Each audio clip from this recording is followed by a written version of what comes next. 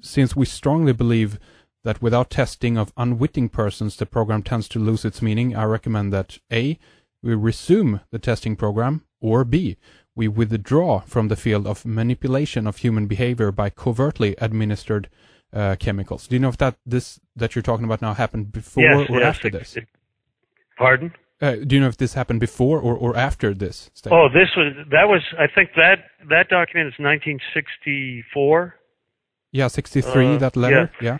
Well, the Army experiment started around, informally they started in the early mid-50s, but formally they started around 1956, 1957, and then stretched through to around 1965 or 1966, and maybe in some cases beyond that. So at the same time that Helms was writing that, the Army was very aggressively conducting LSD experiments. And I don't think Helms, I know Helms wasn't concerned about the Army experiments. I think Helms was generally reacting to a study that had been done by the Inspector General of the CIA, who was very surprised to find that the CIA was dosing unwitting people on a regular basis in numerous settings, not just domestically, but virtually all over the world. And he called that into question, both the ethics and the legality of doing that. And Helms very aggressively defended the program and basically put it to the director, well, if you don't let us continue these unwitting experiments, we're just going to stop. And while at the same time talking out of the other side of his mouth, telling the director and all the higher ups how successful the experiments were. And the success of the experiments really, they could be called, generally speaking, they could be called into question. Yeah. I think overall the CIA and the Army, probably more so the Army, learned little to nothing whatsoever about the experiments they conducted. I think the CIA most likely learned a lot more than the Army did, only because they weren't as systematic. Their tests weren't given on a regimental basis. And they dealt more with individuals, and they used it more aggressively in the interrogation setting. That said, even though they might have been a little more successful than the Army, I think bottom line was that they didn't learn a lot.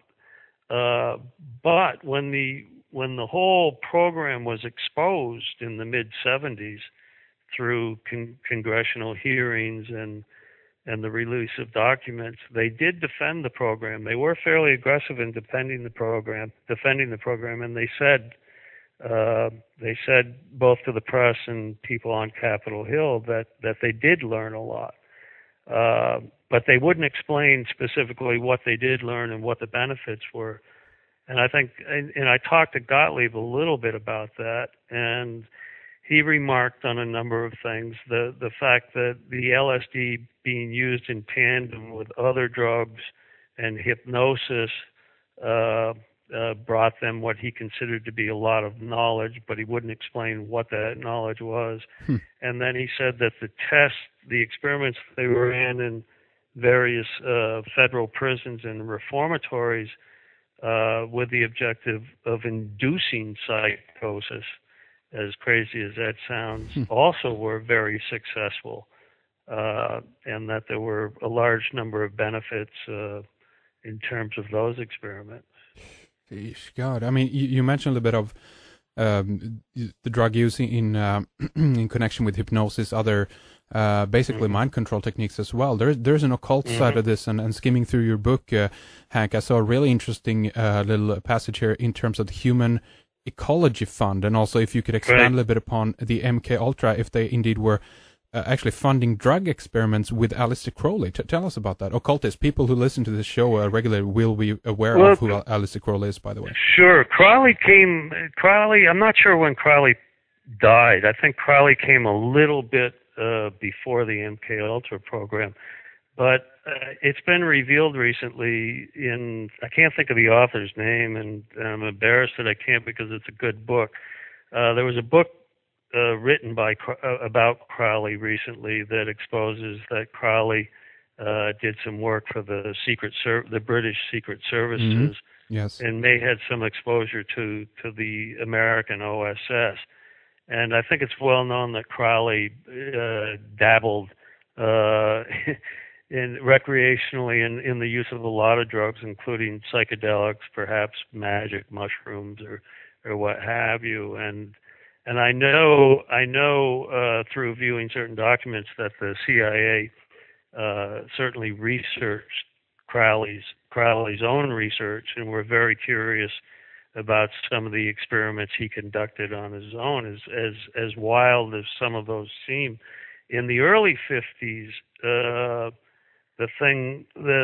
interesting undertaking on the part of the CIA, there were a couple of things they did in the early 50s. They really set out to learn everything they possibly could about hallucinogenic drugs. I mean, they wanted to know everything under the sun about such drugs, to the point where they created a front company that was called the Amazon Natural Drug Company.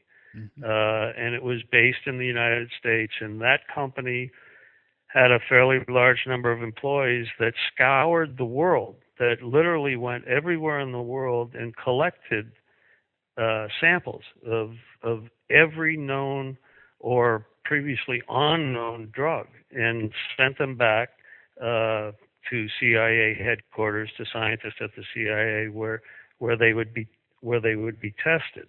And some of those went to the laboratories at Fort Detrick, where Frank Olson worked, because we're talking a massive amount of samples, of drug samples. Just with mushrooms alone, I know they secretly consulted with Gordon Wasson and his wife.